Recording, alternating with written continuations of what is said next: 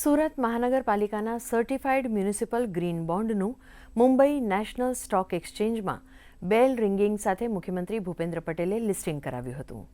આ પ્રસંગે મુખ્યમંત્રીએ જણાવ્યું હતું કે સુરત મહાનગરપાલિકાએ જાહેર કરેલા ₹200 કરોડના ગ્રીન મ્યુનિસિપલ બોન્ડ થકી ગ્રીન અને સસ્ટેનેબલ ડેવલપમેન્ટ માટે લોકોને ભાગીદાર બનાવ્યા છે.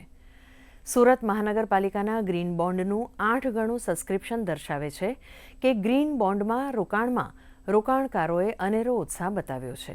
આજનો આ સુરત મહાનગરપાલિકાનો ગ્રીન બોન્ડ એ પીપલ્સ ફાઇનાન્સિંગ દ્વારા ગ્રીન ગ્રોથ માટેનું ઉત્તમ ઉદાહરણ છે.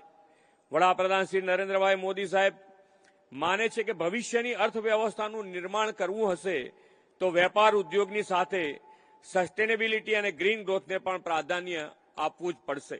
આ માટે એન્વાયરમેન્ટ, સસ્ટેનેબલ અને ક્લાઇમેટ સ્ટેચ્યુએબલ પ્રોજેક્ટને વધુ સુચારું ફંડિંગ મળી શકે તે માટે ગ્રીન બોન્ડ દ્વારા પ્રોજેક્ટ્સને ફાઇનાન્સિંગની શરૂઆત તેમણે કરાવી છે.